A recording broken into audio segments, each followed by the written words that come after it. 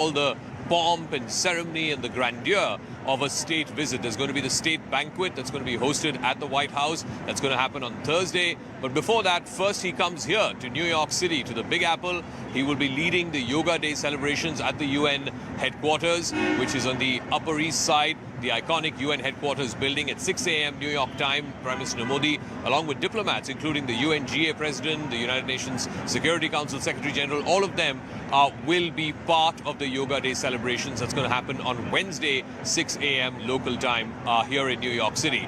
Also, a whole bunch of substantive deals, particularly in defense technology, are going to be signed. The big one, of course, being the GE jet engine deal for the 414 GE jet engines, which are going to be manufactured in India. There's going to be a great degree of technology transfer as well as part of that deal. We're given to understand that by value, close to 80% of value of the jet engine will be transferred, and the technical know-how will be transferred to the Indian counterparts. Also, the other big deal in the defense realm, which is expected, happens to be the Predator armed drone deal. Now, remember, the Predator drones are something that the U.S. has very successfully deployed in the heartlands of Afghanistan against the Taliban, also operating on the terrorists who are operating from Pakistan. So it's been a very successful defense component of the U.S. military relationship. They've been using this since the late 2000s, and for the very first time, they are extending this technology to India.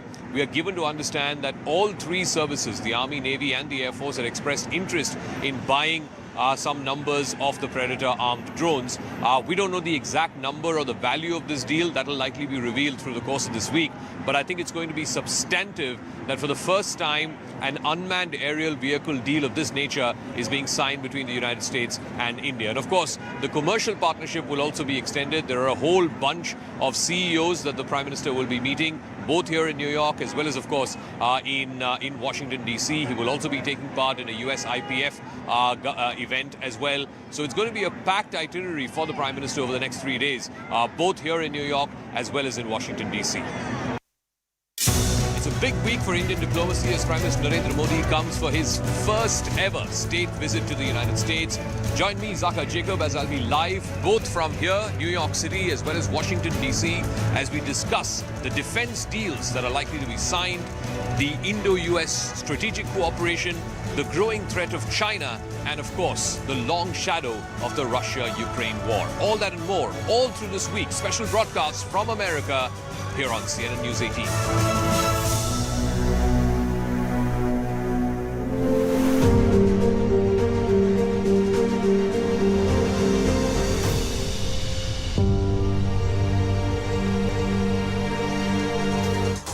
Good morning. Thanks for watching CNN News 18. We continue to bring you all those crucial details about Prime Minister Modi's state visit to the United States of America. We are going to bring you a special coverage on this episode. Now, the countdown to Prime Minister Modi's visit to the United States is finally over. It's almost 7 a.m. The Prime Minister will be jetting off for the United States of America in a short while from now.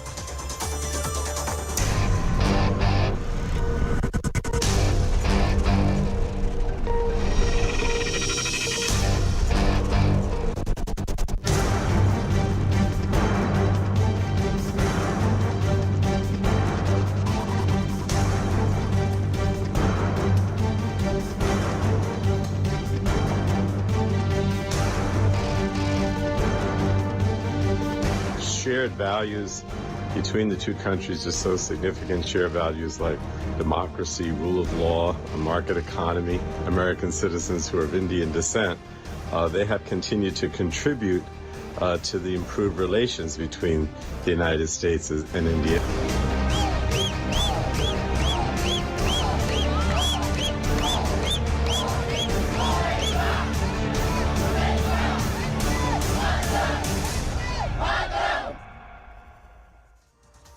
Now, ahead of Prime Minister Modi's expected departure today, Foreign Secretary Vinay Quatra shared details on the Prime Minister's itinerary during a special briefing yesterday. Prime Minister will first participate in International Yoga Day celebrations at UN headquarters, where delegates from around 195 countries will do yoga along with him. The Prime Minister will then fly down to Washington, D.C., where he will be hosted by President Joe Biden and First Lady Jill Biden at the White House, followed by participation in an event for skill development and capacity building. He will also meet with CEOs of American multinational companies. The Prime Minister will also address American Parliament and diaspora events, including meeting with prominent Americans.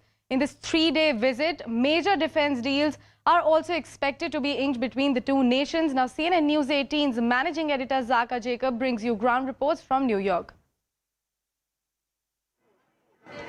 Now, CNN News 18's managing editor Zaka Jacob is joining me live from New York. Zaka, very good morning to you. Could you tell us more about the agreements that are on the table and what can we expect from this crucial event that is going to take place today? A very good evening to you from the Times Square, the iconic Times Square here in New York City. Prime Minister Modi will be embarking on this historic state visit, the first time ever that he is undertaking a state visit to the United States in the 9 years that he has been in power. So he is going to leave in the next few minutes. He's going to land here sometime midday tomorrow, which is the 20th of June. He has a bunch of meetings with CEOs and other business community leaders through the afternoon and the evening hours tomorrow. And then there will be a private dinner that will be hosted by President Biden and his wife, Dr. Jill Biden. That's going to be tomorrow evening. And then, as you said, on the 21st, the Prime Minister will, of course, be leading the Yoga Day celebrations. It'll start at 8 o'clock local time. It'll happen at the UN headquarters, just a short distance from here on the Upper East Side.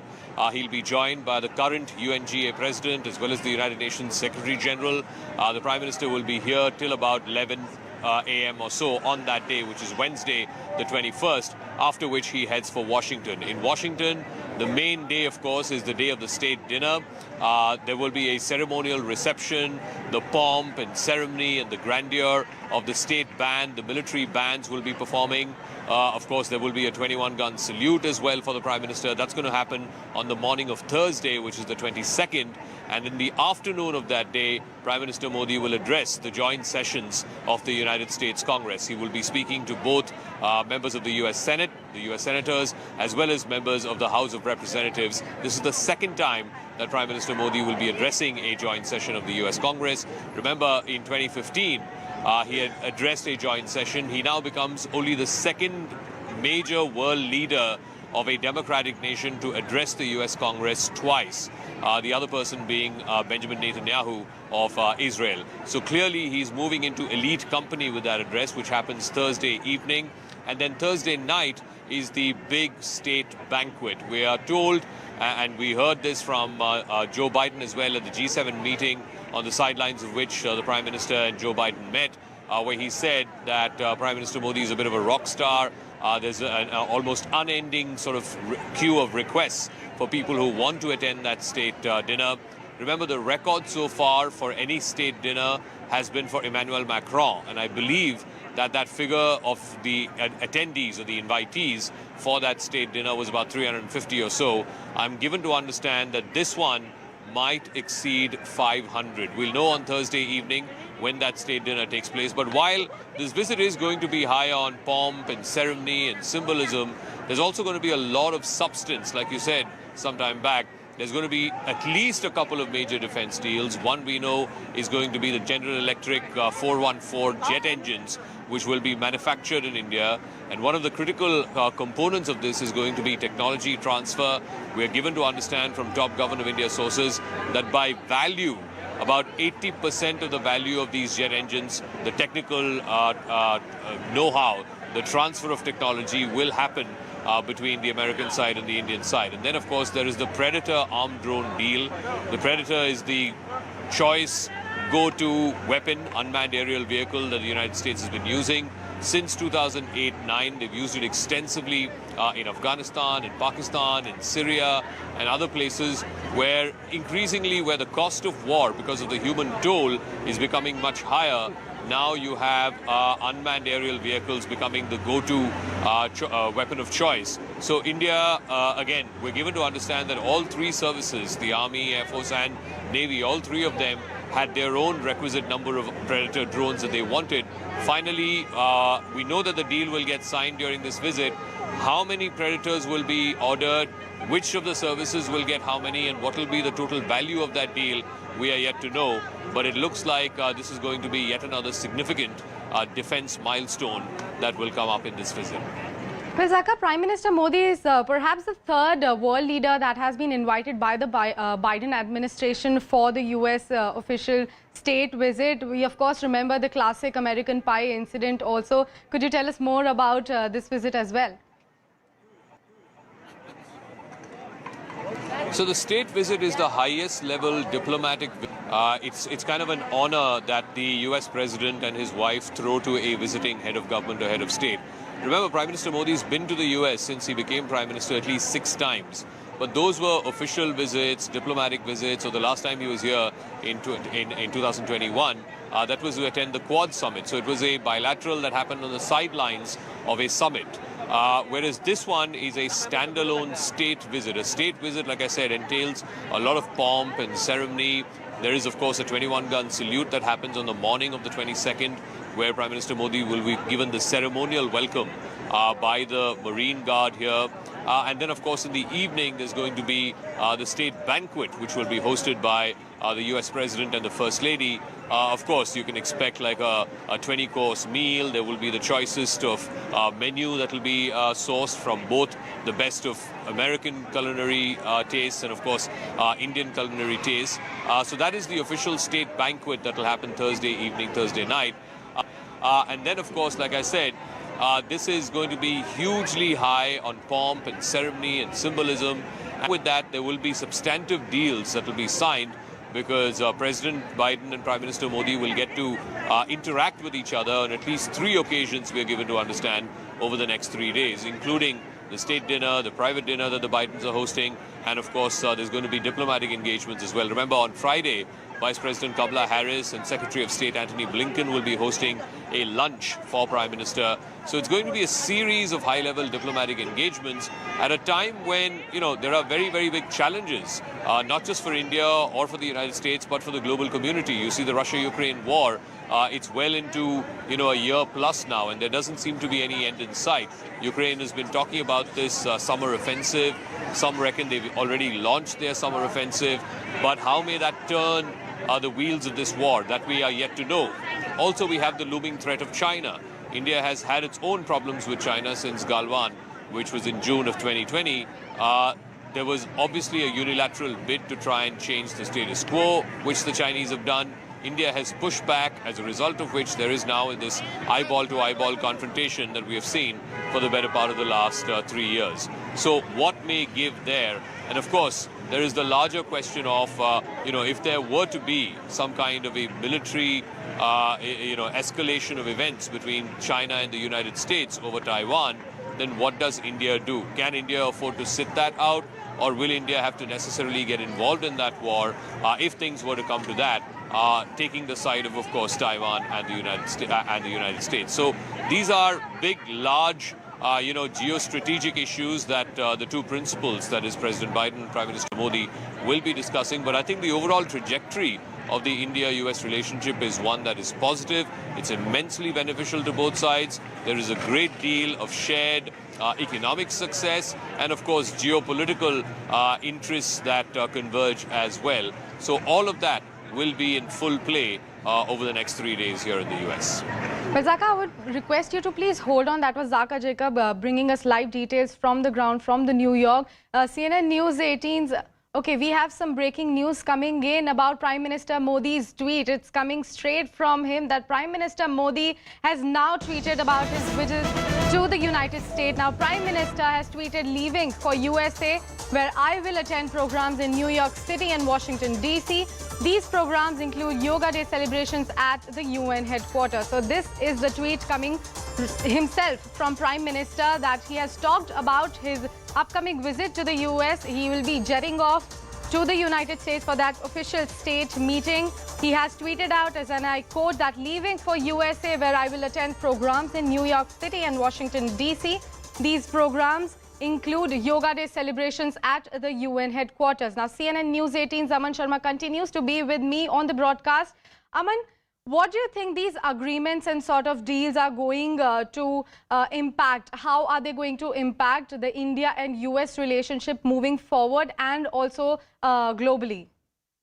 Well, a lot of it is evident in the departure statement by Prime Minister Narendra Modi, which has just been issued as he's leaving for the United States of America. The departure statement, if I quote of the Prime Minister, he says this special invitation of a state visit by the President of USA is a reflection of the vigor and the vitality of the partnership between our democracies. He also says this visit will be an opportunity to enrich the depth and diversity of our partnership. He says India-US ties are in fact multifaceted with deepening engagement across sectors. He's spoken about how USA is India's largest trade partner in goods and services, and the PM says that India is in fact looking forward to collaborating closely in the fields of science and technology, education, health, defense and security fields. He's especially speaking about the initiative on the critical and emerging technologies, which has, added in dimension. The two NSAs of the countries had discussed this particular thing during the US NSA visit to India recently, which speaks of a widened collaboration to defense, industrial cooperation, space, telecom, quantum, artificial intelligence, and biotech sector as well. The PM says that both the countries are collaborating to further our shared vision of a free, open and inclusive Indo-Pacific. I think a very important statement by the Prime Minister as he leaves for the US, where he says that the both countries are planning to share their vision of an inclusive Indo-Pacific. This is an important line. He also says that the discussions with President Biden and other senior US leaders will provide him an opportunity to consolidate the bilateral cooperation as well as the various other forums, like G20, Quad, where India and US are close partners. Also, the PM adding in his departure statement that strong people-to-people linkages have been instrumental in developing the trust between our countries. So, the diaspora event, I think he's hinting towards, which will be held at the Ronald Reagan building in Washington on the evening of the 23rd. He's speaking about that. Also, he said that he's looking forward to meeting the vibrant Indian American community that represents the best of our societies. Also, the department statement refers to the series of meetings that the Prime Minister will be having with the leading CEOs of American companies. This will be an opportunity, of course, for India and US for India especially to discuss the opportunities for elevating the trade and investment relationship and for building a resilient, global supply chains, which the India has been trying for a long time along with the US. He's also spoken about his visit later to the Egypt, which also will be a very significant second leg of the Prime Minister's visit. This 5-day nation tour, 2-nation tour by the Prime Minister to Egypt and the USA. But clearly, the departure statement, if we look at it closely with the Prime Minister, he's looking to deepen the bilateral relationship with America. The points that Zaka spoke about, especially about the jet engine deal, if that goes through, Sakshi, that has been in the works for almost 12 years. And finally, if it goes through now in the final year of the second term of the Modi government, obviously a big achievement for the Modi government if we're able to sign that GE engine deal, because that will power up our entire Tejas program in India. And of course, for India's dream of making its own jet engine in India could be, not a far from reality, not far in the future, because 80% transfer of technology is being promised by GE, what I hear.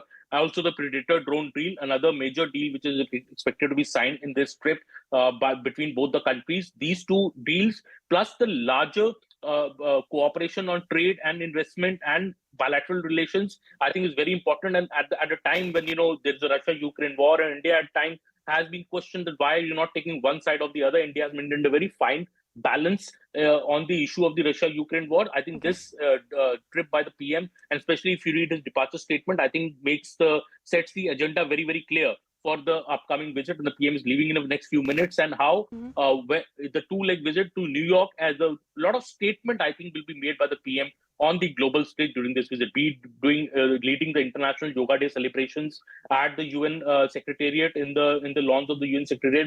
He'll be joined by the who's who of the world, in a way, representatives from over 180 countries, leading academicians, Aman, I would leading request thinkers. you to please hold on, because I'm going back to Zaka, who continues to be with us live from Times Square in New York City.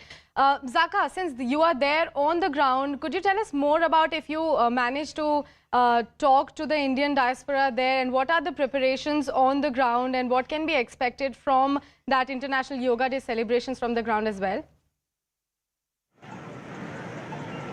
Oh, it's a big thing, because remember, it was in 2015 that the United Nations officially declared June the 21st as the International Day of Yoga. And ever since, of course, here at the UN, across the Indian missions in the United States, whether it is the permanent mission that we have here in New York, the embassy in DC, and a whole bunch of consulates across the continental United States, Yoga Day has been a very, very big celebration. And this time too, we're given to understand it's not just the current rotating president of the UNGA who will be joining the Prime Minister. Zaka, I'll have to interrupt you there because we have some crucial detail coming in from the ground. Prime Minister Modi is jetting off to the United States of America, and we are bringing in the live visuals from the ground as Prime Minister Modi is all set to fly to the United States of America for that official state meeting. Zaka, coming back to you, Prime Minister Modi is all set to leave for United States of America. What's next?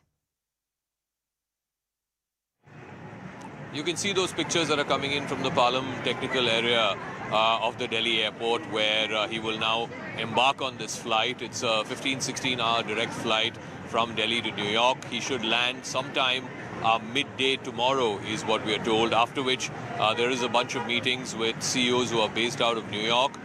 That's going to happen through the course of the second half of the day once the Prime Minister lands here tomorrow. But the main aspect of his first leg, which is in New York, is going to come on Wednesday when we have the International Day of Yoga. It's an event where media persons like us, we've been asked to gather at 6 a.m. in the morning. The formal event itself will happen from 8 o'clock in the morning, where the Prime Minister will be leading. We're given to understand over 100 people will be there live at the north lawns of the UN headquarters, which is here on the Upper East Side of New York City, just overlooking the river. They will be doing yoga along with the Prime Minister. He will be there for a few hours, and about 11 o'clock in the morning on that day, Wednesday, he will then head to Washington, where again he's got a series of meetings with CEOs, industry leaders, community leaders through the rest of the day on Wednesday, which is the 21st. So clearly, yoga has also been adopted in a big way. If you look at it over the last 7 or 8 years since the UN officially called 21st of June as the International Day of Yoga, there is a lot of awareness about yoga, how it's a health technique, how it is as good as spending time in the gym, or as good as a full body workout. So I think there's a lot more interest in yoga. Of course, the interest in yoga here in the US, for example, goes all the way back to Osho and other swamis who were popular in the 60s and 70s here in the United States. The Beatles, of course, promoted in a big way yoga and traditional Indian culture. So that sort of counterculture movement has always existed. What has changed in the last 7 or 8 years is the fact that it is now part of popular culture, that people have taken to it in a mainstream sort of way. It's not something that, back in the 60s and 70s, it was the young crowd at that time, what was referred to very pejoratively as the hippie crowd. They were the guys who were sort of, at the forefront of it, the counterculture crowd. But right now, it is part of mainstream consciousness. It's part of mainstream culture here in the United States. Like I said, just walk anywhere in this 1 kilometer radius of Times Square, and you will find at least 4 or 5 these what they call the hot yoga studios.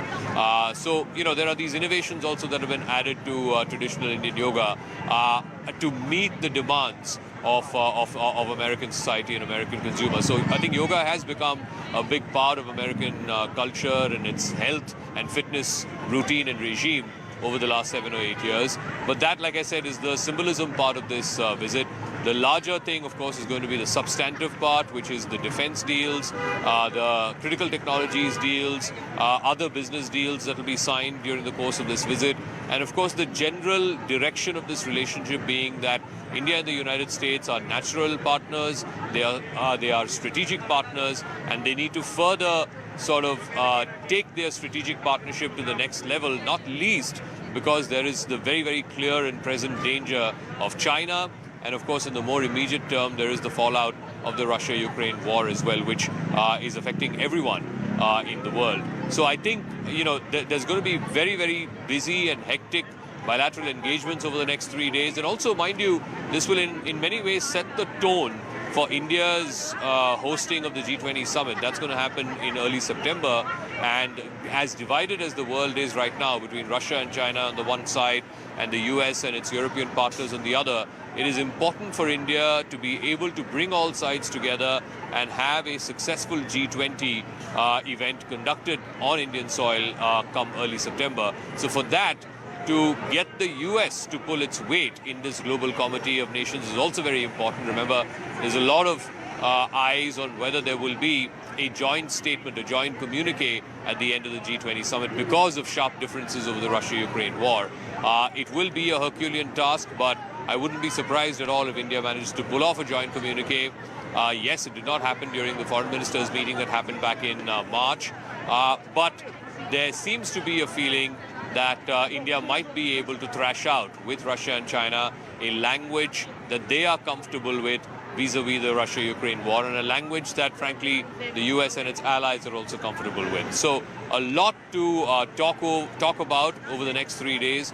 And like I said, there will be multiple opportunities here in New York as well as in Washington, D.C. for the Prime Minister and US President Joe Biden to exchange their thoughts, exchange notes on what their visions are, not just for their respective countries, but also for this strategic partnership, which many, in fact, President Obama had called this the most consequential relationship of the 21st century. And we're well and truly into the 21st century, and we're well and truly seeing the extent of this consequential relationship. And I think that is something that we will see more of, certainly through the course of the rest of this decade. Well, Zaka, talking about the global politics, what do you think this particular visit of Prime Minister Modi to the United States of America, how is this going to impact the international communities? Also, not so long ago, you talked about Quad Alliance as well.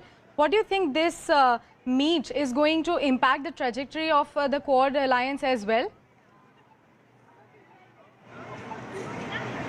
Yeah, so see, the two issues, like I said, which will find resonance here are, one, the Russia-Ukraine war. Even, countries like India, China, Brazil, you name any of the global South countries, as it were, you can't say that they are unaffected by this war. India is also paying a price, whether it is through fuel prices, whether it's through fertilizer prices, supply chains which are seeing increasing pressure. And of course, Ukraine has called upon India to try and use its leverage with Russia to bring Vladimir Putin to the negotiating table. So, there is a lot at stake that's riding, even for countries like India, which may not be directly involved in this war, but certainly the Indian people are affected by the consequences of this war.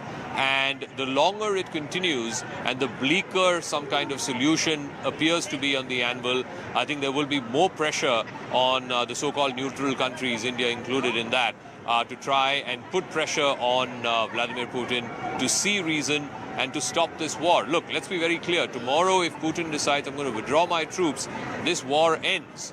The question is, what is that viable solution that's being offered to him? What is that viable compromise that's being offered to him, whereby he can turn around and say, let's stop this mad bloodshed, because at the end of the day, only people are losing their lives. So that is going to be one dominant theme over the next 3 days. The other, of course, like you said, is the Indo-Pacific. It's the threat of China. It's the Quad. In fact, the Quad informal meeting happened between the four leaders of Australia, India, Japan and the US on the sidelines of the G7 meeting in Hiroshima.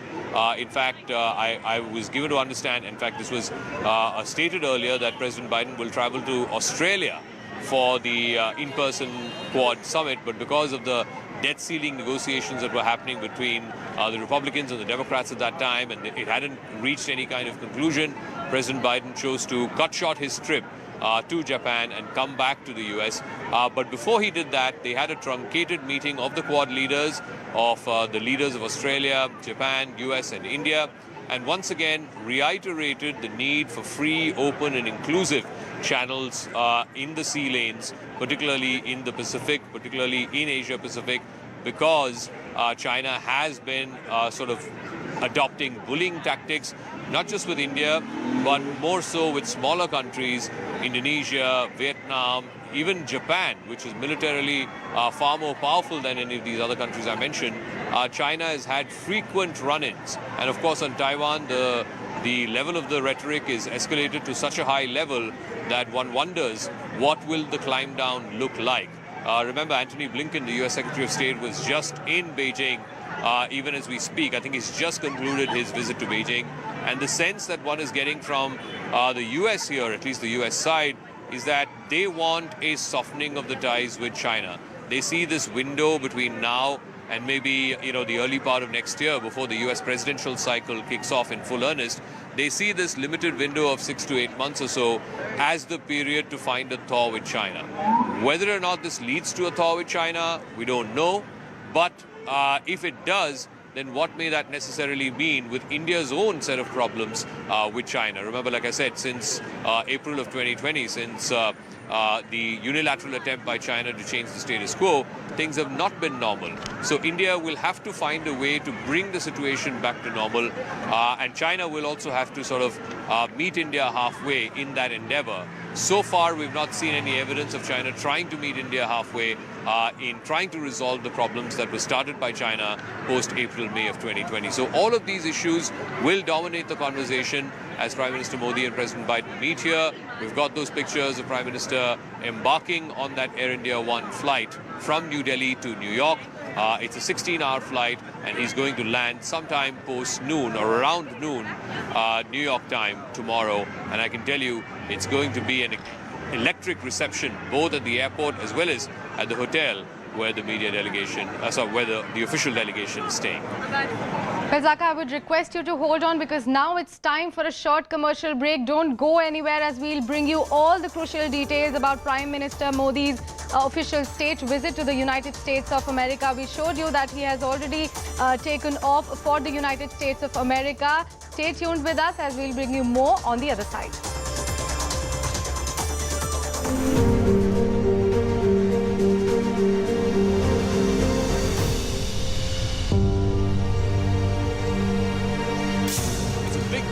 Diplomacy as Prime Minister Narendra Modi comes for his first ever state visit to the United States.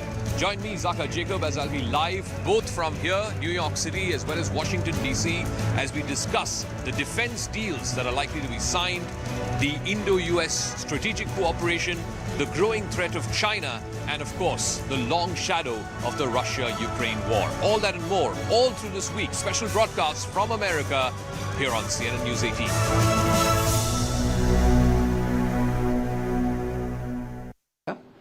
तब भी मैंने ये कहा था कि इसमें किसी भी फिल्म को उसका विरोध हम तुरंत नहीं करते हैं। हम उस फिल्म को देखेंगे तब उसका विरोध हम करेंगे। लेकिन इस समय जो कुछ भी हम सुनने को हमें मिल रहा है वो ठीक नहीं है और निश्चित तौर पर आदिपुरुष फिल्म ने हिंदू जनमानस के कहीं न कहीं मनों को ठेस पहुंचाई है। Now there's breaking news coming in. We're learning that SP Chief Akhilesh Yadav has waded into the Adipurush controversy saying, and I quote, "Those who are playing with the faith of the people by making arbitrary films with an agenda, with the money of political masters, their political character certificate should be checked before giving the certificate of the censor board. Has the censor board become Dhritarashtra?" Now, again, multiple statements. There's been a lot of controversy over the film Adipurush, specifically when it comes to the depiction of Sita. Remember, this film is based on the Ramayana, loosely based, of course. Now, this film is not being touted as a documentary. It is a work of fiction, but there still continues to be controversy over the depiction of the characters in the film. There have been multiple reactions from opposition leaders as well. We're crossing over to CNN News 18 senior editor Pallavi Ghosh to tell us more about the controversy. Pallavi, so right now the breaking input that we have is a reaction from the SP chief. Yes, the BJP saying that the kind of Hindutva you talk about is negative. It is not the real one. And the kind of accusations you made against us are baseless because it clearly shows when you promote this movie that you don't even understand. Das, who is a senior journalist from Nepal on Adipurush, the ban in Kathmandu and Pokhara. Pankaj Das with us right now. Sir, हमारे साथ जुड़ने के लिए धन्यवाद। इस film के reception के बारे में आप हमें और क्या बता सकते हैं काठमांडू और नेपाल के अंदर? देखिए, काठमांडू के जो मेयर है उन्होंने फिल्म रिलीज होने से एक दिन पहले ही ये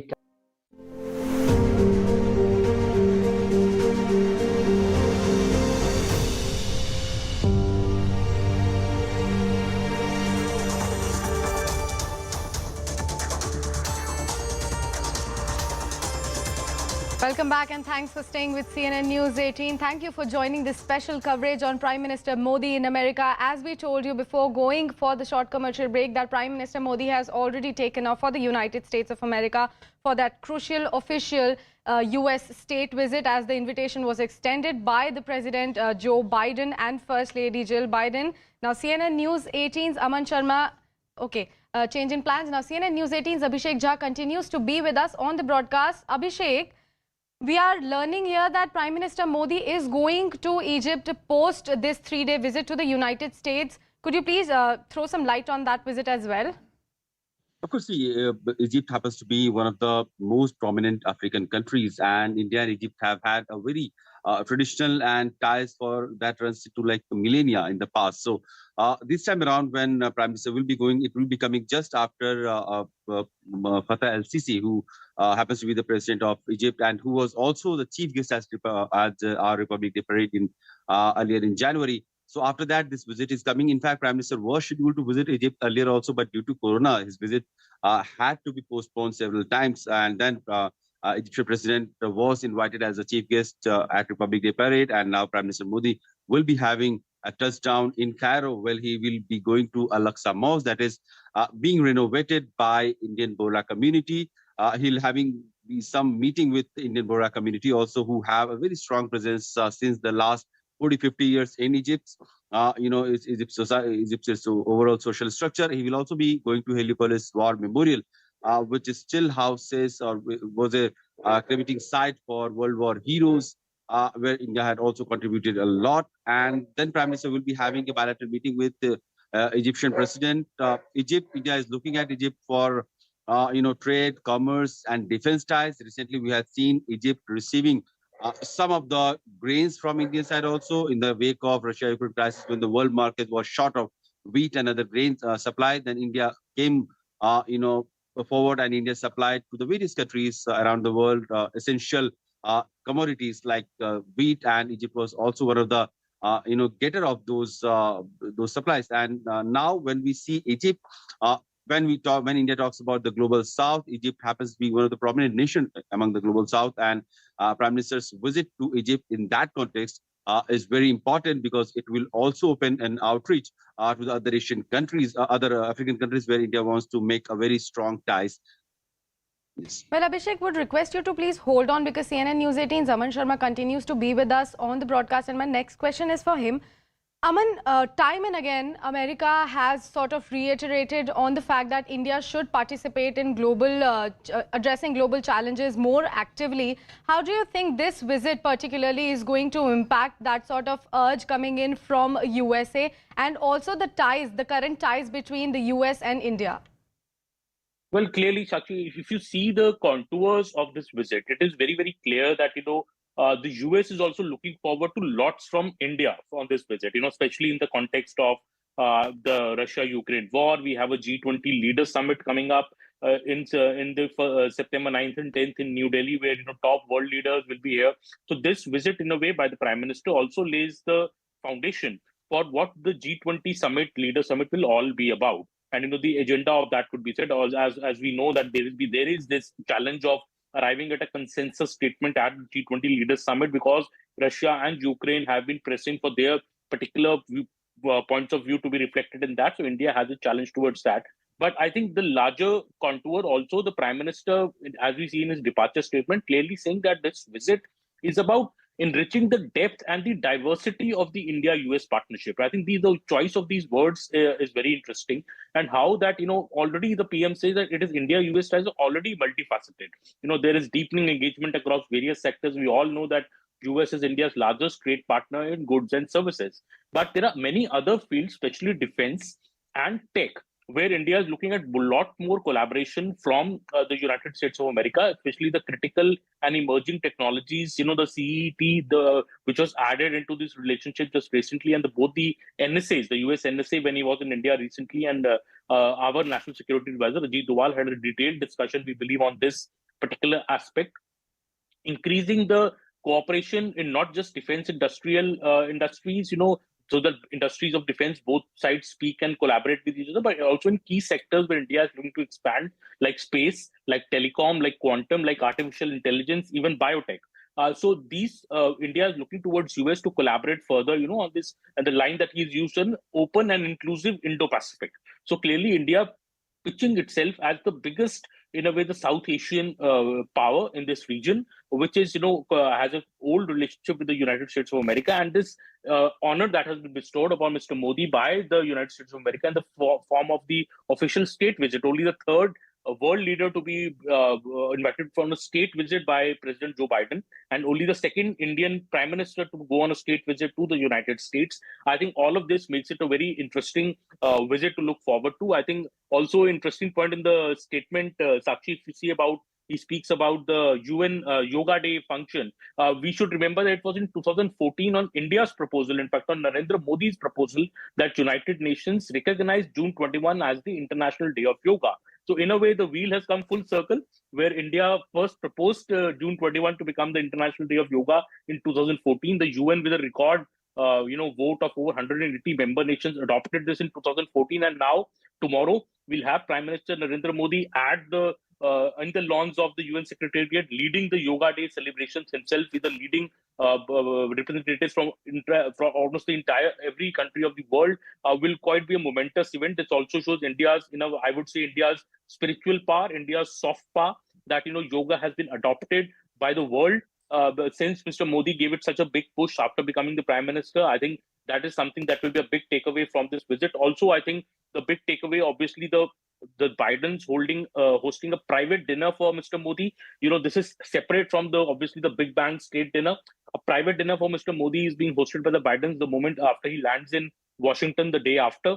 Also, I think a key event will be obviously the ceremonial welcome will be there, and a lot of Indian diaspora is meeting with the Ronald Reagan Center. But the Kennedy Center event, where the PM, I think, will be giving a very, very important speech, Sakshi, on the growth of the Indian economy, on the India's success story post-COVID, how India has conducted a record number of vaccinations, vaccinated the entire population of India, despite many in the world, fearing what will happen with India with such a 135 crore population. How will India be able to fight COVID? I think PM will want to showcase at Kennedy Center the larger India. Aman, I'm really sorry. I'll have to interrupt you there because it's time for a short commercial break now. But don't go anywhere, as we'll come right back with more crucial and exclusive details on Prime Minister Modi's visit to the United States of America on the other side.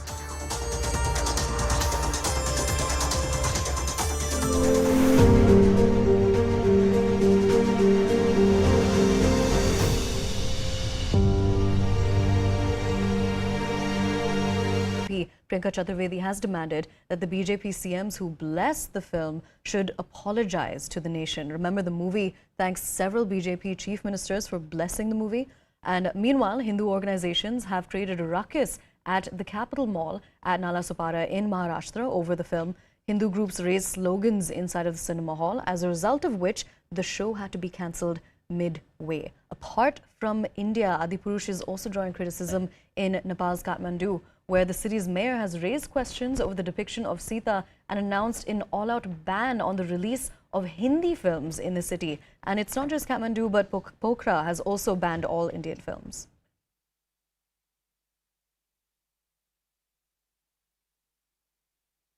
अगर आपको लगा कि मनोज मुंतशिर की लेखनी से निकले ये संवाद आपके राम के चरित्र को और आपकी मां सीता के सतीत्व को सही तरीके से प्रतिपादित कर रहे हैं, सही तरीके से प्रेजेंट कर रहे हैं, तो पहले तो इतने के लिए मेरी प्रशंसा होनी चाहिए कि मैंने बहुत अच्छा किया। फिर जहां आपको ये लगता है कि नहीं भाई, बजरंगबली के 5 संवादों पे पूरी कहानी है, 4-4.5 हज़ार लाइनें, मैंने गिनी तो नहीं है, पर लगभग इतनी लाइनों के संवाद पिक्चर में है, उसमें से अगर 5 पे एतराज़ है आपको, तो ये 5 का एतराज़ मैं शिरोधार्य करता हूँ। मैं इतने अहंकार में नहीं हूँ, मैं ब्रह्मा नहीं हूँ कि मैंने कलम उठाई, लेखनी से जो लिख दिया वही विधि हो गई। अरे बिल्कुल नहीं। 5 डायलॉग पे आपत्ति है, मैं 5 बदल रहा हूँ 100%। ये नहीं कि आधा अधूरा। मैं अपने संवादों के पक्ष में अनगिनत तर्क दे सकता हूँ, लेकिन मेरे तर्क देने से आपकी पीड़ा कम नहीं होगी। अगर आपको कुछ दुखा है, अगर आप आहत हुए हैं, आपका आहत होना मेरे लिए बड़ी बात है। अब ये तो पहली बात तो ये है कि जो सेंसर बोर्ड उसे देखना चाहिए था कि इस प्रकार से जो हमारे महापुरुष हैं, जो हमारे आराध्य हैं, उसके मुख से इस प्रकार के शब्दों का बुलवाना कोई उचित बात है? ऐसे लोगों के खिलाफ तो कार्रवाई होनी चाहिए। इस पर टिप्पणी में पढ़ना नहीं चाहता था, क्योंकि इस तरह की फिल्मों के बारे में मेरा स्पष्ट मत है कि ये फिल्में एजेंडा के तहत बनाई जाती है। अब अगर उसमें आपने जिन ईश्वर के प्रति लोगों की आस्था, एक बड़े वर्ग की, उनकी जुबान आपने टपोरियों वाली जुबान कर दी, ये तो किसी के, मतलब मैं समझता हूं कि किसी के जहन में उतरेगा नहीं। आप कहीं ना कहीं ये तो साबित होता है ना कि आपको लगा मैं कुछ भी कर जाऊंगा, कुछ नहीं होगा मेरा, क्योंकि एक तरह का सैंक्शन आपको है। आपने जिन जिन लोगों को धन्यवाद दिया है फिल्म में, उसमें सारे मैं देख रहा था बीजेपी के चीफ मिनिस्टर या डिप्टी चीफ मिनिस्टर। आदि पुरुष इस फिल्म के विषय में जो अभी र्यूमर है, जो पब्लिक ने जिन्होंने देखा है, जो review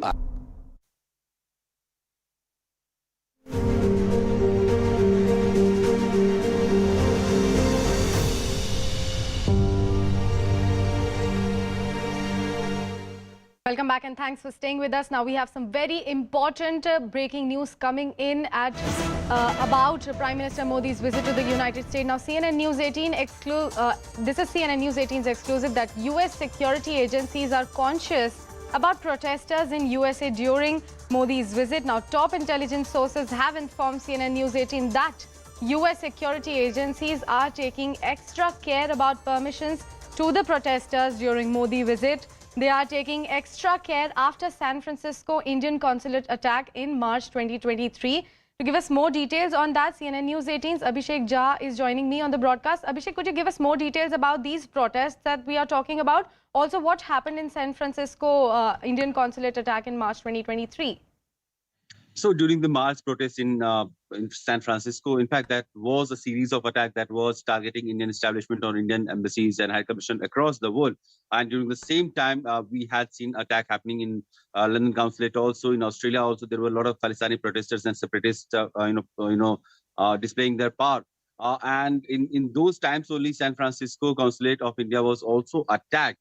Though there was no injury or no person in the consulate was present at the time, it was reported. But then we could easily see the crowd of these separatists gathering there, and suddenly they go out and try to smash the windows, break into the consulate, and there was a lot of chaos there. The incident was well reported also. But now again we are getting the inputs that these same group of people or separatists who have been an anti-India force, was trying to whip up an anti-India sentiment around the world. They could be at the forefront of organizing some protest, and this could create a kind of security threat. Also, the U.S. authorities or the U.S. intelligence after the intelligence input, U.S. authorities are taking due precaution to this.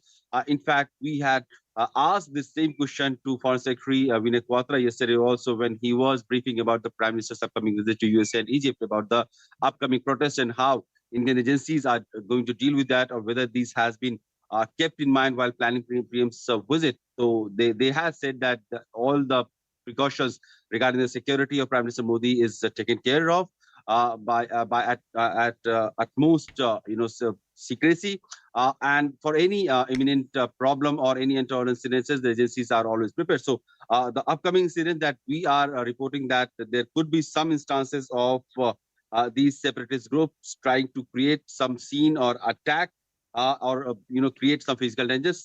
U.S. authorities or U.S. agencies are also very alert on that. So we can. And we know that Indian agencies have been in touch with U.S. authorities also regarding the security of Prime Minister's whole entourage on the visit also. Well, Abhishek, thanks for putting that into perspective. I would request you to please hold on, because right now we are taking a short commercial break. Don't go anywhere, as we'll come right back with more news and updates.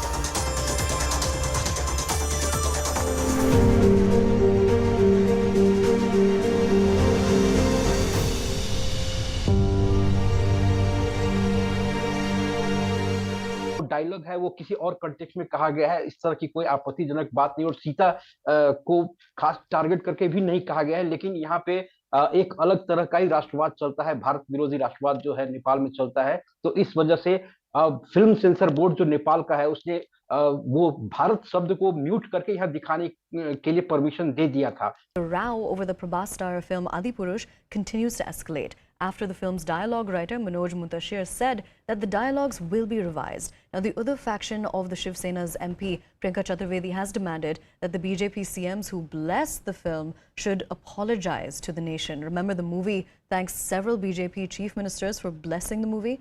And meanwhile, Hindu organizations have created a ruckus at the Capital Mall at Nalasopara in Maharashtra over the film. Hindu groups raised slogans inside of the cinema hall, as a result of which the show had to be cancelled midway. Apart from India, Adipurush is also drawing criticism in Nepal's Kathmandu, where the city's mayor has raised questions over the depiction of Sita and announced an all-out ban on the release of Hindi films in the city. And it's not just Kathmandu, but Pokhara has also banned all Indian films.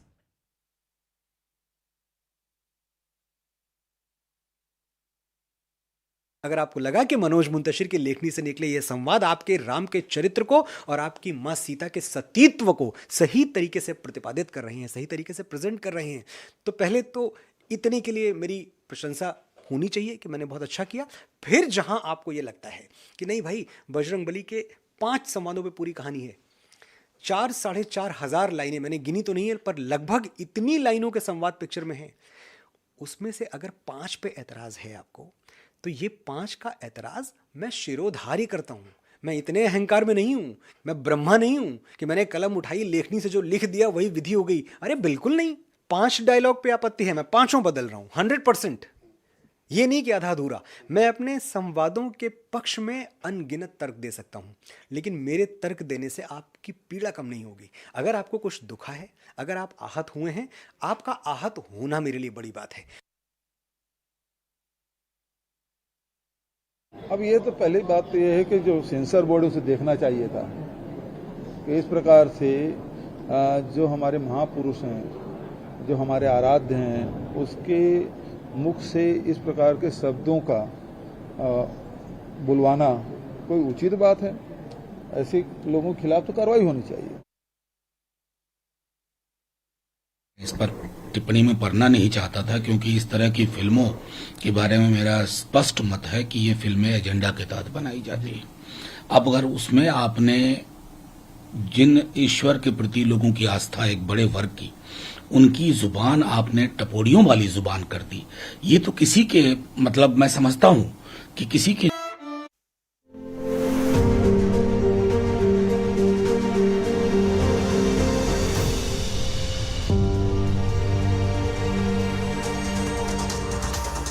Welcome back and thanks for staying with us. Now, as Prime Minister Modi has already taken off for the official state visit to the United States of America, let's take a look at these ground reports by CNN News 18's managing editor Zaka Jacob. So it's a big week for Indian diplomacy. Prime Minister Modi is going to be here in New York as well as in Washington, D.C. For the first time in 9 years under his prime ministership, he's going to be invited for a state visit. Two critical issues, geopolitical issues, that are going to dominate the conversation.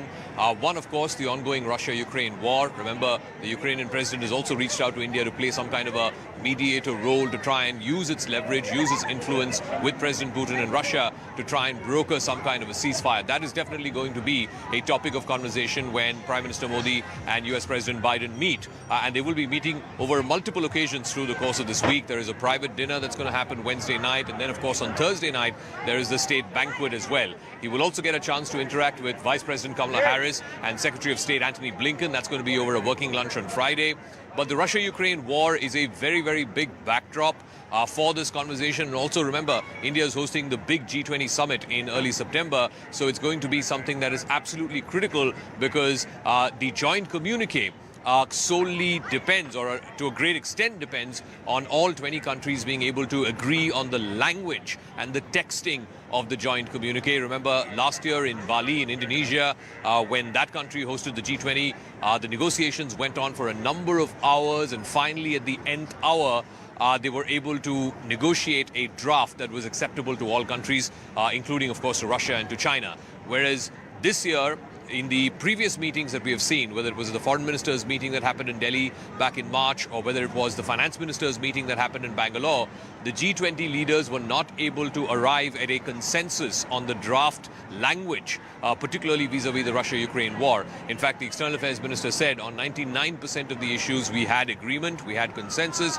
There was one issue which we could not, and that, of course, was the Russia-Ukraine war. The other big issue of discussion will be, of course, China. India has its own internal problems with China vis-a-vis what happened from April 2020 with Galwan and the change of the status quo, as it were. And of course, that is something that India is dealing with. It's pushing back against Chinese aggression at the line of actual control, but also in the wider Indian Ocean region. India is, of course, an active member of the Quad. We recently had the Quad leaders meeting that happened on the sidelines of the G7 in Hiroshima. But how can the Quad be more actualized in terms of preparedness for any kind of a military confrontation? Not necessarily between these four countries and China, but for example on Taiwan, where for China they consider it a core interest of theirs, but at the same time the rhetoric has been raised to such a high level by the Chinese that it seems like, and this is the perception amongst geopolitical experts and geostrategy experts, that it might be difficult for Xi Jinping not to be seen as taking some kind of a proactive, maybe even a military measure to try and reunify Taiwan. And he'll have to do that before the end of his current tenure. So all of this will form the backdrop, geopolitical backdrop certainly, when conversations happen between US President Joe Biden and Prime Minister Modi during the course of this diplomatic visit. I'm fan of the Modi. मुझे मोदी से इतना excited हूँ. हम लोग 2-3 दिन रहने वाले हैं यहाँ पे, 3 दिन, और यहाँ पे मोदी को सपोर्ट करने लिए मेन तो आज हम इसके लिए आए हुए हैं, मोदी को सपोर्ट करने लिए. I love Modi. मोदी के लिए हम जान भी देने वाले हैं. ऐसे आदमी हैं लोग. पीएम साहब श्री मोदी आ रहे हैं, उसके लिए हम बहुत एक्साइटेड है और हम यहाँ रुकने वाले हैं. हम उसको सपोर्ट करने के लिए कुछ भी करने के लिए तैयार है. यहाँ भी 3 दिन रुकने वाले हैं और मोदी के लिए बहुत सपोर्ट करने वाले हैं. I love Modi.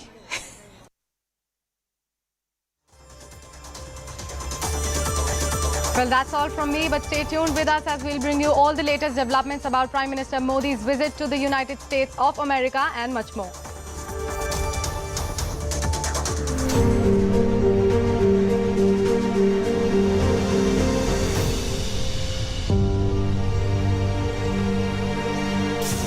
For Indian diplomacy, as Prime Minister Narendra Modi comes for his first ever state visit to the United States.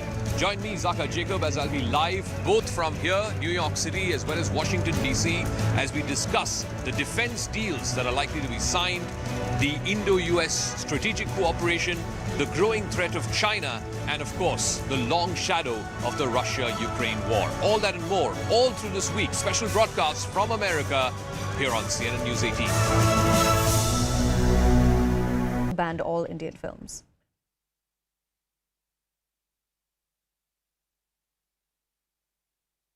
अगर आपको लगा कि मनोज मुंतशिर की लेखनी से निकले यह संवाद आपके राम के चरित्र को और आपकी मां सीता के सतीत्व को सही तरीके से प्रतिपादित कर रहे हैं, सही तरीके से प्रेजेंट कर रहे हैं, तो पहले तो इतने के लिए मेरी प्रशंसा होनी चाहिए कि मैंने बहुत अच्छा किया. फिर जहां आपको यह लगता है कि नहीं भाई, बजरंगबली के 5 संवादों पे पूरी कहानी है, 4-4.5 हज़ार लाइनें, मैंने गिनी तो नहीं है, पर लगभग इतनी लाइनों के संवाद पिक्चर में है, उसमें से अगर 5 पे एतराज़ है आपको, तो ये 5 का एतराज़ मैं शिरोधार्य करता हूँ. मैं इतने अहंकार में नहीं हूँ, मैं ब्रह्मा नहीं हूँ कि मैंने कलम उठाई, लेखनी से जो लिख दिया वही विधि हो गई. अरे बिल्कुल नहीं. 5 डायलॉग पे आपत्ति है, मैं 5 बदल रहा हूँ 100%. ये नहीं कि आधा अधूरा. मैं अपने संवादों के पक्ष में अनगिनत तर्क दे सकता हूं, लेकिन मेरे तर्क देने से आपकी पीड़ा कम नहीं होगी. अगर आपको कुछ दुखा है, अगर आप आहत हुए हैं, आपका आहत होना मेरे लिए बड़ी बात है. अब ये तो पहली बात तो ये है कि जो सेंसर बोर्ड उसे देखना चाहिए था कि इस प्रकार से जो हमारे महापुरुष हैं, जो हमारे आराध्य हैं, उसके मुख से इस प्रकार के शब्दों का बुलवाना कोई उचित बात है? ऐसे लोगों के खिलाफ तो कार्रवाई होनी चाहिए. इस पर टिप्पणी में पढ़ना नहीं चाहता था, क्योंकि इस तरह की फिल्मों के बारे में मेरा स्पष्ट मत है कि ये फिल्में एजेंडा के तहत बनाई जाती हैं. वो अच्छे नहीं हैं. मुझे लगता है कि कहीं ना कहीं हिंदू जनमानस को उनके संवादों से ठेस पहुंची है। और इसके पहले भी ये विषय जब आया था, जब ट्रेलर आया था इसका, तब भी मैंने ये कहा था कि इसमें किसी भी फिल्म को Here to take you through all the top stories of the day from across the nation and around the world over the next 1 hour. Well, the countdown to Prime Minister Modi's visit to the United States is over, and Prime Minister has left for the United States this morning. Now, ahead of the departure today, Prime Minister Modi shared details about his visit. Prime Minister will be participating in the International Yoga Day at UN headquarters, where delegates from 195 countries will do yoga along with him. He will then fly down to Washington, D.C., where he will be hosted by President Joe Biden and the First Lady Jill Biden at the White House, followed by participation in an event for skill development and capacity building. Now, Prime Minister Modi will also be meeting with CEOs of American multinational companies. The Prime Minister will also address the American Parliament and the diaspora events, including meeting with the Americans. And Prime Minister Modi, in his statement, has also said that he's confident that his visit to the US will reinforce India's ties based on shared values of democracy, diversity and freedom. 15-16 hour direct flight from Delhi to New York. He should land sometime midday tomorrow is what we are told, after which there is a bunch of meetings with CEOs who are based out of New York. That's going to happen through the course of the second half of the day once the Prime Minister lands here tomorrow. But the main aspect of his first leg, which is in New York, is going to come on Wednesday when we have the International Day of Yoga. It's an event where media persons like us, we've been asked to gather at 6 a.m. in the morning. The formal event itself will happen from 8 o'clock in the morning, where the Prime Minister will be leading. We're given to understand over 100 people will be there live at the north lawns of the UN headquarters, which is here on the Upper East Side of New York City, just overlooking the river. They will be doing yoga along with the Prime Minister.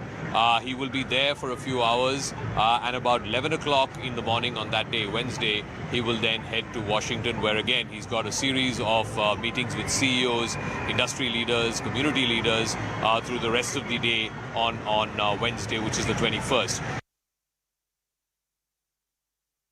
Now, we have a few statements made by Prime Minister Modi ahead of his US visit. Among them, what he has said is that special invitation is a reflection of vigor of partnership. This is what he said firstly. And then we have the fact that visit is an opportunity to enrich the depth and diversity of the ties. Both nations to further shared vision of free Indo-Pacific US, and the US Cong will always be providing bipartisan support to the India-US ties. Now, we will also meet leading CEOs to discuss opportunities for trade, and we are confident that this visit will reinforce the bilateral ties. These are what Prime Minister Modi have said before he has left for his US visit. And well, we have joining us on this broadcast Siddhant. Siddhant, a very good morning to you. Well, we heard what all Prime Minister Modi has said ahead of his visit to the US. And well, he's already left. So could you please put it into context for our viewers as to how important, how significant is this state visit? Because this is the first state visit being made by Prime Minister Modi to the US. It's an official visit that's being made. How important is it? Well, very important, and perhaps as my colleagues were also highlighting that that it has been more than 6 times that Prime Minister has been to United States, but perhaps this is for the first time that he will be accorded with the highest state honors at White House. Perhaps he'll be given 21-gun salute at the White House, because this is the first state visit of Prime Minister Modi, and perhaps the third state visit of any Indian Prime Minister. So, state visit in itself makes it more significant. And also, as Prime Minister also highlighted, that this special invitation is a reflection of the vigor and vitality of the partnership between the two democracies. Point number one. Now, point number two is that Prime Minister is going to be the part of International Yoga Day. at UN headquarters, where he will be doing yoga with the delegates from 195 countries, along with the Secretary General of United Nations and UNGA President. So that particular event is also very historic, high in optics, and also talks about India's soft power, which is yoga, and now which is being widely accepted worldwide, especially in America. So these are the two key component of Prime Minister's visit. Other than this, Prime Minister is going to have a diaspora event at Reagan Center. He's also going to meet CEOs with regards to skilling and capacity building. He will also be meeting prominent Americans, Indian Americans, the members of the diaspora. So the Prime Minister is going to have a 3-day jam-packed schedule in United States of America. But interestingly, this time around, Prime Minister's visit is being dominated by defense agreements. Now, the Defense Secretary, U.S. Defense Secretary Lloyd Austin was in India. Post that, Jake Sullivan, the National Security Advisor of United States, was in India. And perhaps both of them, worked with their Indian counterparts to prepare groundwork for Prime Minister Modi's visit to United States of America. And in fact, lot of agreements, MOUs are likely to get signed with regards to defense industrial cooperation between the two countries. It includes the jet engines, which General Electric is going to sign with Hindustan Aeronautics, and perhaps this is going to be in the TOT format, where 80% of the technology is going to get transferred to India. So we could see India making jet engine for the first time. So a very significant step forward. Then there could also be MOU signed in a direction to procure Predator drones from America. Then the talks are also going on to procure armored vehicles from America. And then, yes, the negotiations are still going on with regards to the purchase of F-18 for the Indian Navy. So there's a lot of defense-related MOUs are likely to get signed. Perhaps also, interestingly, India has asked US, to establish MRO, maintenance, repair, and overhaul facility in India for the equipments that are in use with the Indian Armed Forces. And also India has asked US to remove hurdles which prohibits sales and transfers of equipment to other friendly countries. Now, when Lloyd Austin, the Defense Secretary, was in India, he sat down with Defense Minister Rajnath Singh, and perhaps both these leaders finalized and concluded the roadmap for defense industrial cooperation. So we could see, more defense-related cooperation between India and US. Perhaps US has removed a lot of hurdles. Now India can buy more US technologies. And since Russia-Ukraine conflict is in place, Russian technology, which were being supplied to India, India cannot rely on them anymore as there are a lot of maintenance-related issues. Then there is China there. So, in most of these US countries are also looking for a new favorite destination, which is perhaps India, because the relations with China, there is a lot of tension. So all factors are playing in favor of India, and this is perhaps the reason that this particular trip of Prime Minister Modi, state visit of Prime Minister Modi to America, is very significant. Last but not the least, the CIA in India released a report recently titled "Indian Soil, Indian Roots and American Soil." And this particular survey report talks about how 163 Indian companies have invested $40 billion in America, and which perhaps created more than 4,25,000 jobs in United States of America. So, it talks about the growing significance of Indian companies in US, and then again, the 4 million powerful diaspora in United States, which play a very crucial role with regards to growth and contribution to the economy of America. Back to you. Right. Siddhant, thank you for that in-depth explanation of what all are we expecting from this particular visit. And indeed, a lot of expectations ride on this visit of our Prime Minister to the United States. But do continue being with us. But right now, I'm going to move on to Abhishek Jha, who's also joining us live on this broadcast. Well, Abhishek, a very good morning to you. Well, while Siddhant has already explained a lot about the kind of defense and technology deals that we are expecting and anticipating from this visit, could you throw some light on the international relations, the geopolitical situation? Because we know we stand at a very crucial moment with regards to geopolitical relations. There is the Russia-Ukraine war that is going on, as well as the Indo-Pacific ties, like the Indo-China situation. What all are we to expect from that particular arena when we talk about the Prime Minister's state visit to the United States? Of course, you see, there's a lot of global geopolitical tension, we say movement happening around, which is not in a status quo way. It is trying to create a new order on rebalancing the earlier power dominance in this overall chessboard of the world geopolitics. Now we are having China trying to eat up all of the Taiwan. And there has been multiple incursion into Taiwanese water and Taiwanese Air Force, aerial way. In the recent weeks, ever since the visit of Nancy Pelosi, the U.S. Senate Speaker, in August, there has been multiple, incidences of live fire drill by the Chinese side. Taiwanese side is also trying to build up on its defense preparedness in case of any eventuality when China might try to attack Taiwan to have its, integrated to its mainland.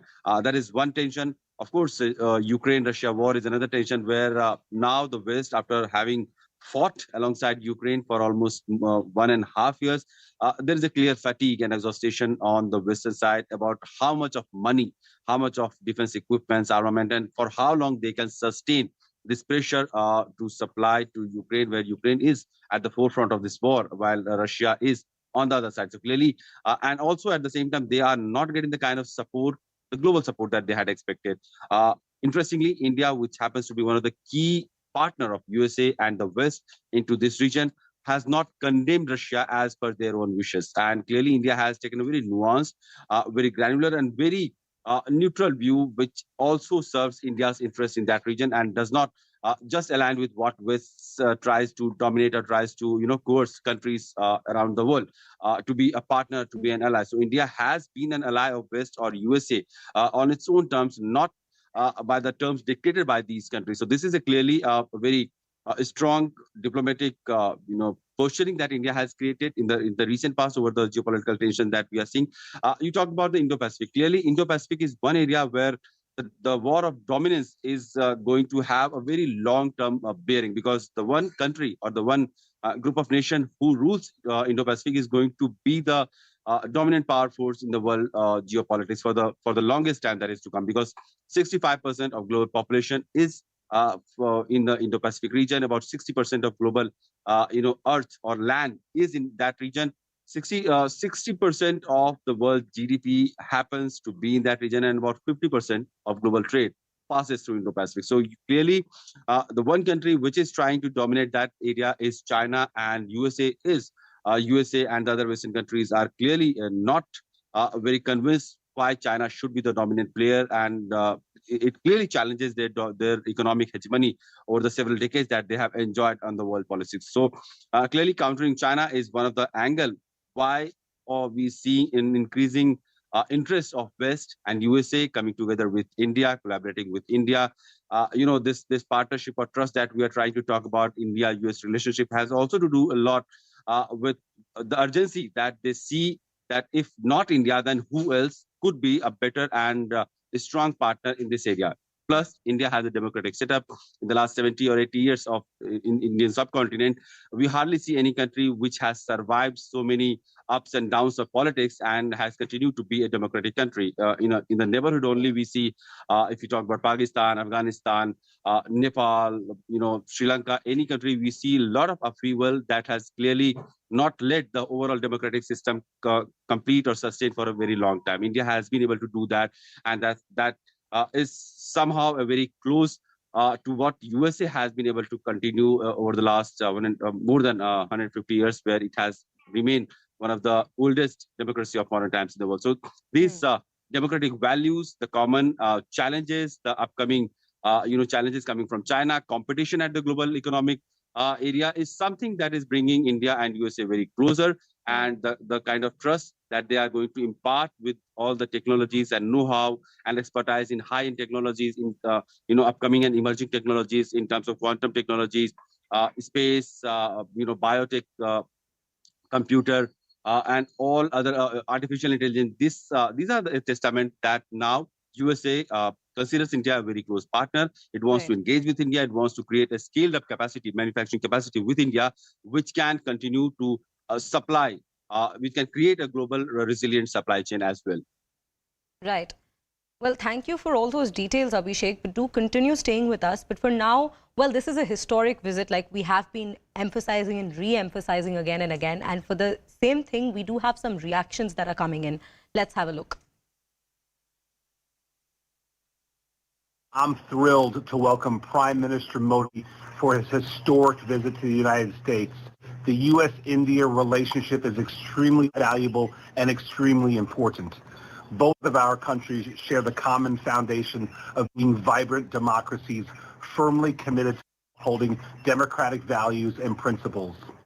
Our economic ties are built on substantial bilateral trade that contributes to economic growth and job opportunities for all of our people.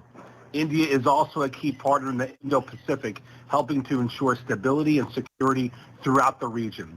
I look forward to hearing Prime Minister Modi address Congress and working to continually strengthen the relationship between our two countries. And I want to take this opportunity to say how delighted I am that we are receiving an historic visit to the United States by the Indian Prime Minister, the Honorable Mr. Narendra Modi. What a momentous special occasion this is, and we welcome him to the United States. We eagerly look forward to him being hosted by the United States President Joe Biden at the White House on June 22nd, 2023.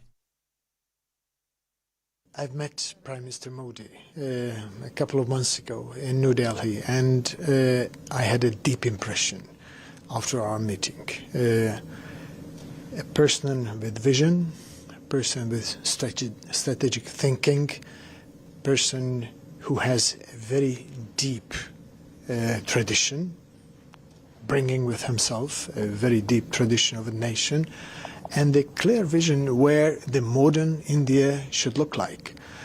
And I'm very happy to greet him. He is very much welcome in the United Nations, and he's one of the highly respected leaders of the world coming here in a short period of time. I'm fan of the Modi. मुझे मोदी से इतना excited हूँ. हम लोग 2-3 दिन रहने वाले हैं यहाँ पे 3 दिन, और यहाँ पे मोदी को सपोर्ट करने लिए मेन तो आज हम इसके लिए आए हुए हैं, मोदी को सपोर्ट करने लिए. I love Modi. मोदी के लिए हम जान भी देने वाले हैं. ऐसे आदमी हैं लोग. पीएम साहब श्री मोदी आ रहे हैं, उसके लिए हम बहुत एक्साइटेड है, और हम यहाँ रुकने वाले हैं. हम उसको सपोर्ट करने के लिए कुछ भी करने के लिए तैयार है. यहाँ भी 3 दिन रुकने वाले हैं और मोदी के लिए बहुत सपोर्ट करने वाले हैं. I love Modi. Well, you heard all of them, be it the diplomats or the leaders or even the Indian diaspora. Everybody is excited for Prime Minister Modi's state visit to the United States. And, well, we're going to continue our chat with our reporters, Siddhant and Abhishek. Well, Siddhant, my next question is to you. A lot has also been riding on the fact that the Prime Minister Modi is going to be addressing a joint session of the Congress, and this is his second address. And he has also mentioned this time and again that bipartisan support of the United States is what he focuses on. How is this significant? Yes, absolutely. And because US Congress has always provided bipartisan support to India. And in fact, there are a lot of lawmakers in US Congress, both in Senate and House of Representatives, who have been supporting India, perhaps have been lobbying for India for a very long time. And in fact, there are a lot of members, those who are part of very important committees on foreign affairs, and all these members have been supporting India time and again whenever India needs them. And this is perhaps the reason that this particular address of Prime Minister Modi, and perhaps for the second time in a joint sitting, Prime Minister is going to address U.S. Congress, is very significant. It also talks about India's direct equation with U.S. Congress, and also it talks about the shared democratic values of both the countries. And this is perhaps the reason that even the Indian side, the Prime Minister Modi is very excited to address U.S. Congress, because you see the functioning of the American democracy. Even if the president is powerful or president can take decision, there are a lot of decision which requires backing of the Senate or perhaps the House of Representatives. There are multiple committees which look into the decision making of the president. There are also multiple decision making which are affected by the U.S. Congress. And this is perhaps the reason that there is this arrangement in United States where head of the state of the other country is invited to address joint sitting. And Prime Minister Modi has got this opportunity for the second time, where he's going to address the U.S. Congress. Also, the kind of excitement that we are getting to see from the congressmen, from Democrats to Republicans, the way they are showing enthusiasm, the way they are talking about India's growth story, and how Prime Minister Modi's personal popularity is shaping the narrative of India. If it whether it is the GDP growth or perhaps the inflation control, the way Prime Minister Modi has managed India's economy, the way India is growing, the way investments are taking place in India, is something which is taking a lot of congressmen in US by surprise. And in fact, in their tweets and the statements that they are making, showing excitement of Prime Minister Modi, establishes the growing significance of India for United States. And also with regards to Indo-Pacific, the role of India is very important. Now, America understands the importance of whole of Indo-Pacific with regards to trade and also strategically. And this is perhaps the reason that a lot of committees in the Congress also deals with the subject of Indo-Pacific. And in fact, lot of committees in Congress want to engage with India more. In fact, there is one U.S. Congress committee which has in fact recommended India to be included in NATO plus. So it shows the intention that how positive these U.S. Congress committees are to engage with India, and how much they want to do work with India. And this is the reason that Prime Minister has been invited for the second time, and he will be addressing the joint session, if I'm not mistaken, on 23rd of June. Back to you. Right, Siddhant. Well, Abhishek, I'll come to you next. The International Yoga Day, that is also getting a lot of significance. And Prime Minister Modi is always known to be big on yoga celebration, like Yoga Day celebration in general. So this time, the fact that he is going to be celebrating, observing this day at the UN headquarters in the US, that has been reiterated by a lot of the leaders out there, the governors out there in the United States. And a lot has been spoken about the shared culture between India and USA. So if we keep that in mind, what would you say about the people-to-people ties, especially given the fact that the Indian diaspora is so big, and we have been seeing and tracking the reactions that we are getting from the Indian diaspora there. And people have also said, like the leaders there have also said, that the Indian diaspora is big in contributing to the particular economy and the particular to US in general, to the environment there. So how do we look at that? How do we place Prime Minister Modi's visit in the context of people-to-people ties?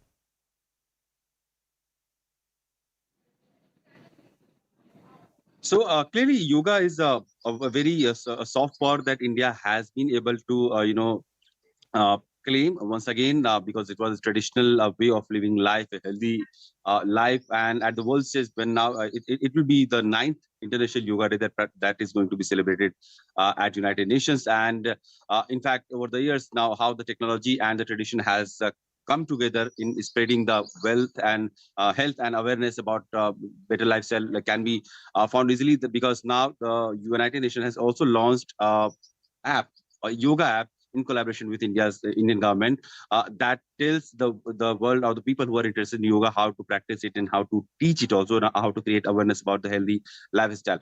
That is a part of making a better lifestyle, but at the same time, it is a message also coming from India that India is letting the world know all the traditional knowledge and the wealth of information it has to live a happy life at the world stage. And when Prime Minister will be leading this whole International Yoga Day, we are we are expecting a lot of Hollywood personalities, social media influencer, senior diplomats. Probably more than 150 nations have been extended invitations to join Prime Minister Modi to perform, to do yoga on the day of International Yoga Day at UN. And we can expect senior leadership from US government also to accompany Prime Minister Modi. So clearly it will be a coming together of the world at United Nations headquarters under the leadership of India and Prime Minister Modi for a common purpose of healthy lifestyle that holds significance, especially in the wake of what we had seen the last 3 years of Corona, COVID, and how the health is the new wealth. So clearly a message coming from India under the leadership of Prime Minister Modi at United Nations headquarters. Right. Thank you so much, Siddhant and Abhishek, for all those details, for all the in-depth discussion that we had about Prime Minister Modi's visit to US. Now we're moving on to the biggest focal point of Prime Minister Modi's visit to the United States is the defense deals that are expected to be inked between the two nations. Now, what are these deals all about? Take a look at this special report.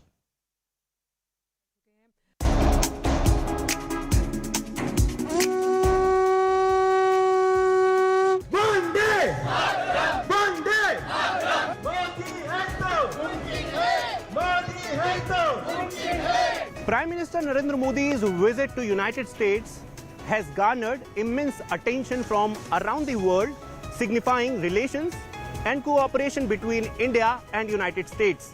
The agenda encompasses a range of collaborations including tech transfer of jet engine, drone deal, and a number of other deals. With focus on defense industry, stakeholders and experts are eagerly anticipating a significant impetus to India's Atmanirbharta approach from this particular visit.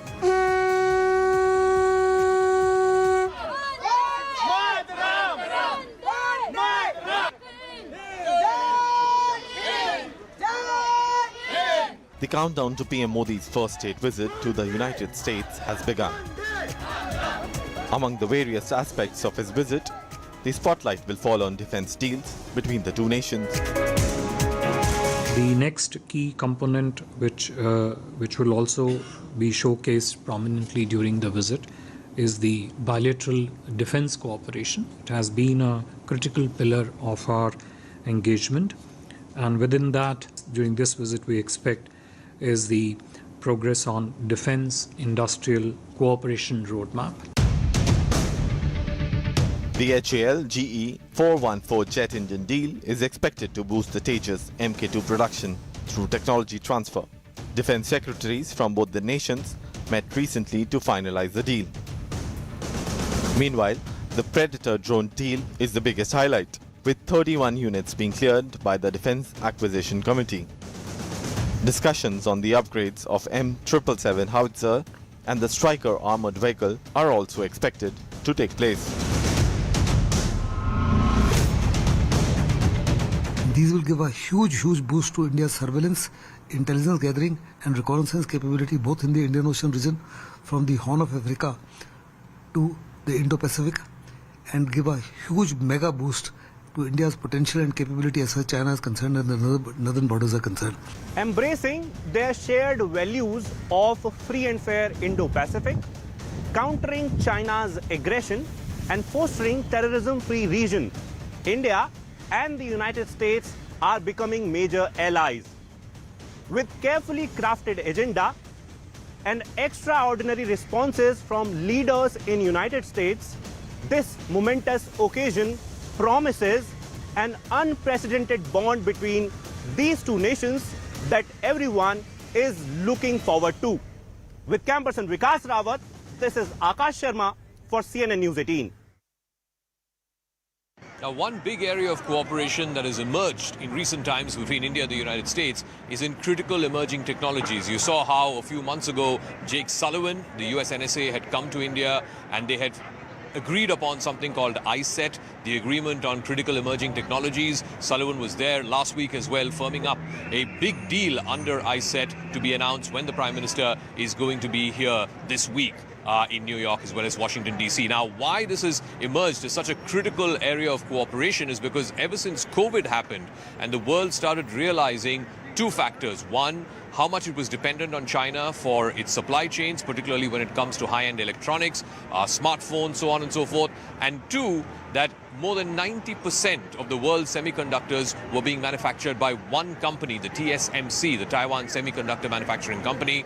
And because of the elevated level of rhetoric, including sometimes military rhetoric that we were seeing from China as far as the Taiwan issue is concerned, suddenly it came to the fore in the last few years that if there were to be some kind of a military confrontation between China and Taiwan, and the United States will have to inevitably get involved, then one area that is going to be very badly affected, or at least has the risk of being badly affected, is that of semiconductors. So India, among other countries, has sensed this opportunity to try and diversify the manufacture of semiconductors. So we're given to understand a big deal is on the anvil as far as manufacture of semiconductors is concerned.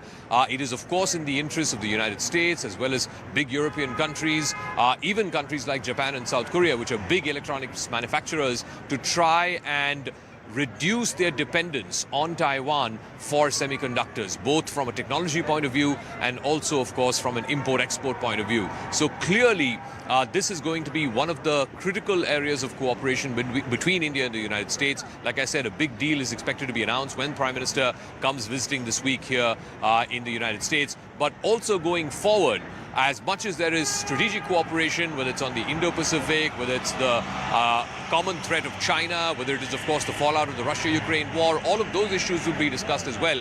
But I think critical emerging technologies is going to be one big, broad area of focus in the overall India-US bilateral relationship.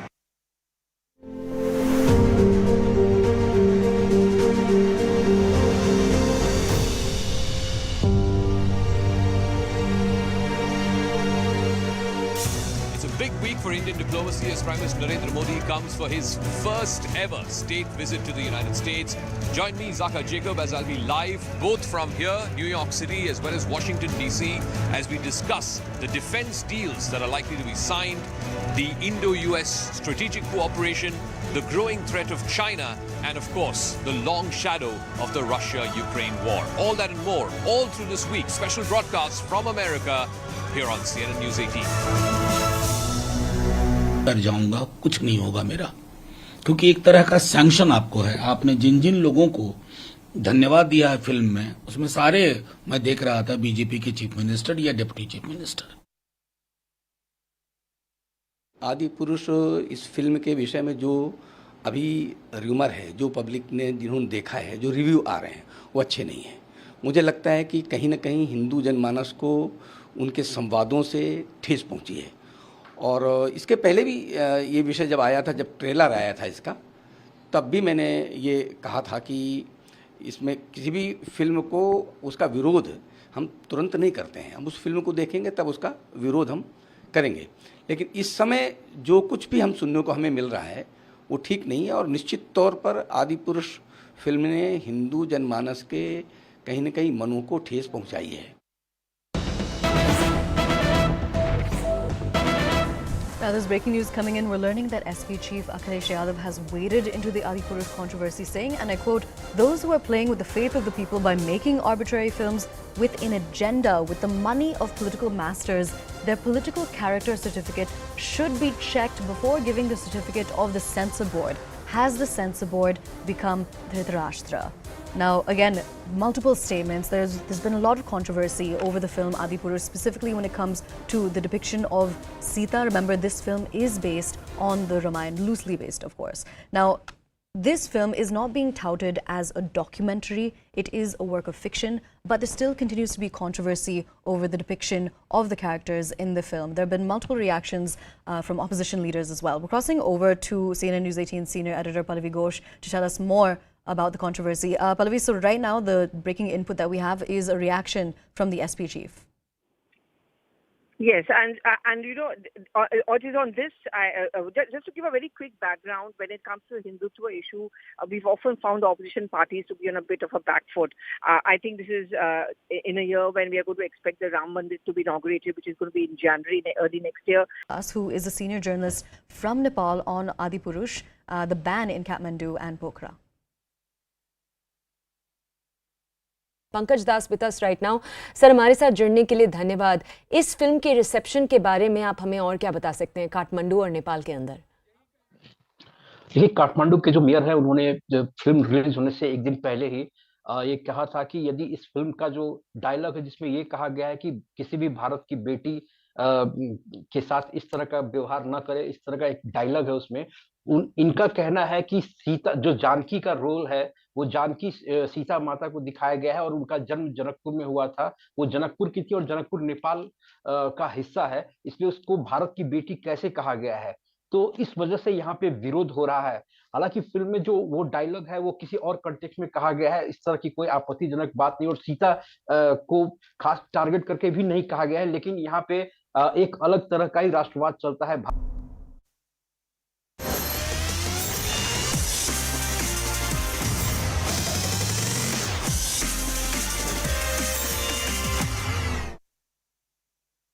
Welcome back. You're watching the morning news show on CNN News 18. And well, right at the top of this segment, we have some breaking news coming in from Maharashtra, wherein Chief Minister Eknath Shinde has given approval to form an SIT to probe the irregularities that happened in the BMC during November 2019 to October 2020. Now, the CAG has filed its report about these irregularities. On the basis of this CAG report, BJP MLA from Mumbai, Amit Satam, had asked the Chief Minister to form the SIT to further investigate the irregularities pointed in the report. Now, Mumbai Police Commissioner is to be leading this SIT, and the CAG has reported irregularities to the tune of 12.24 crores. This is the breaking news that we are getting, and the time frame that we are talking about is roughly during the COVID time, which is during November 2019 to October 2020. Now, joining us on this live broadcast is Mayuresh. Mayuresh, a very good morning to you. Well, this is the breaking news that we are getting from Maharashtra, wherein an SIT is to be probing the irregularities that happened in the BMC during November 2019 to October 2020. So, we know that the amount is around 12.24 crores. The irregularities that has been reported is amounting to that. And well, what other details do we have about this, and what were the leads that led to this particular probe being finalized? Absolutely. If you see that in last Maharashtra Assembly session, the CAG had submitted its report, and that particular report was all about the BMC and the awards, the basically contracts which were awarded during the COVID period. Because if you remember, when the split happened, from that moment, BJP was continuously saying that the irregularities have happened in the BMC regarding the awarding the contracts. Even Kirit Somaiya, BJP leader Kirit Somaiya raised his voice against this. So CAG had basically mentioned that they have found irregularities while awarding the contracts at the tune of somewhere around 12,000 crores. So on the basis of that, BJP MLA from Mumbai especially, Amit Satam had requested Maharashtra CM that these irregularities should be basically probed further, and people who are behind this or people who are involved in this should basically get punished, and that's why this particular case should be given to the Mumbai police. And now Maharashtra CM basically yesterday approved his demand, and he has set up a SIT. He has asked the Mumbai Police Commissioner to lead this special inquiry team. And probe this entire matter and further investigate that who basically were the people who are behind this, and basically also he has asked them to file the appropriate report and file the cases against the people who were involved in this, awarding these contracts at the tune of somewhere around 12,000 crores. Right, Mayuresh. Well, thank you so much for all those details, and we are going to keep a track on this story as the probe continues. But for now, we were going to shift our focus to some news from the national capital, wherein sources on the opposition meeting have said that no common minimum program is to be made, and issues which are uncomfortable will not be discussed, like the ordinance issue. Now, the main concern is to defeat the BJP in 2024 elections, Lok Sabha elections, and in Rajya Sabha will attempt to defeat the BJP on the ordinance issue. So this is the breaking that we are getting from our sources. And we have CNN News 18's Pallavi Ghosh joining us live on this broadcast. Pallavi, a very good morning to you. Well, what are the details we are getting as to the opposition unity that was expected to be formed for the Lok Sabha elections of 2024? How does this particular news play into that particular situation? So 23rd June is when that big meeting is going to take place in Patna, but it also comes amidst the many contradictions within the opposition itself, where, one plays against the other, then, they're in competition with each other. For example, the AAP versus the Congress party, the Trinamool versus the Congress party. So what we are picking up is that one of the most contentious issues at present is that about the Congress support for the Aam Aadmi party over the ordinance issue. So far, Kejriwal has met everyone. He's also reached out to Rahul Gandhi, Mallikarjun Kharge, the Congress president, but that meeting hasn't happened. Until now, Congress is shying away from giving any support to Kejriwal on the ordinance issue. What we are picking up is that these inner differences are something which are going to be brushed under the carpet. In Patna, they don't want to discuss the contentious issues because according to them, the priority really is to ensure that we at least look united in front of the BJP. That's one. Second, there was this whole talk of a common minimum program, which is a kind of a common manifesto of the entire opposition. That is not going to be worked upon just as yet in Patna. That is something which could be a work in progress, maybe possibly closer to the elections or after elections. These are the two priorities. What they told us is very, very clearly is that our first test is going to be in Rajya Sabha.